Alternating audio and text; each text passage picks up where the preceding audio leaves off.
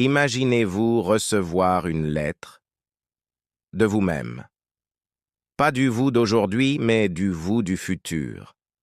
C'est exactement ce qui est arrivé à Thomas ce matin-là.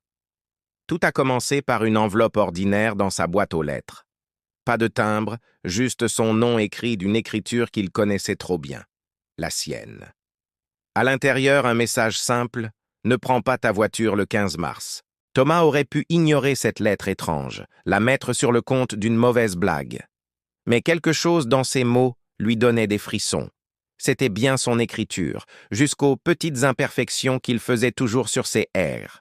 Les jours suivants, d'autres lettres sont arrivées. Chacune plus détaillée que la précédente, décrivant des événements qui ne s'étaient pas encore produits. Des petits détails du quotidien. La tasse qu'il casserait, la rencontre fortuite avec un vieil ami, la pluie inattendue un jour de grand soleil. Tout s'est révélé exact. Chaque prédiction s'est réalisée avec une précision troublante. Thomas ne pouvait plus douter. Ces messages venaient vraiment de son futur, lui. Le 15 mars approchait et l'angoisse montait. Que devait-il éviter exactement? Quel événement tragique l'attendait s'il prenait sa voiture ce jour-là? La veille du jour fatidique, une dernière lettre est arrivée, plus longue, plus personnelle. Son futur lui expliquait qu'en prenant sa voiture ce jour-là, il serait impliqué dans un accident.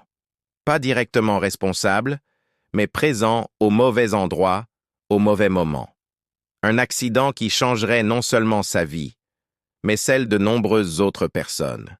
Le 15 mars est arrivé. Thomas a choisi d'écouter son futur, lui. Il a pris le bus, puis le métro. De sa fenêtre, il a vu les embouteillages monstres causés par un carambolage sur son trajet habituel. Un accident qui aurait pu l'impliquer. Mais l'histoire ne s'arrête pas là.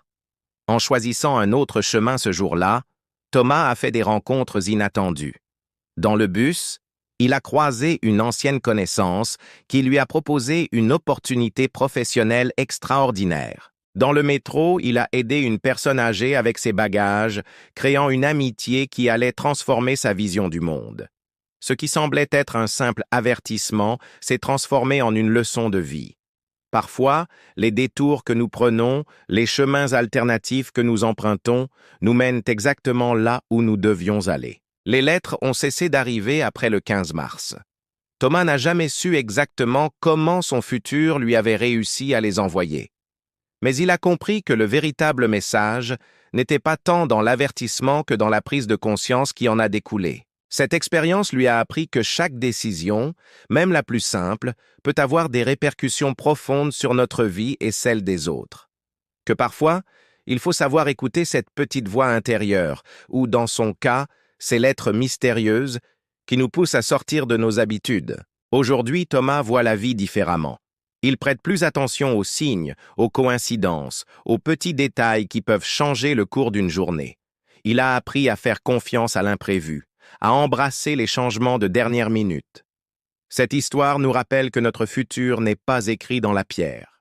Nous avons le pouvoir de le modifier, de l'améliorer, simplement en étant attentifs aux signaux que la vie nous envoie et en osant prendre des chemins différents. Si vous aussi vous avez vécu des expériences inexplicables qui ont changé votre vie, partagez-les dans les commentaires. N'oubliez pas de vous abonner à la chaîne pour plus d'histoires fascinantes comme celle-ci. Et surtout, rappelez-vous, parfois, le meilleur chemin n'est pas toujours le plus évident. Merci d'avoir écouté cette histoire et à bientôt pour de nouvelles aventures extraordinaires.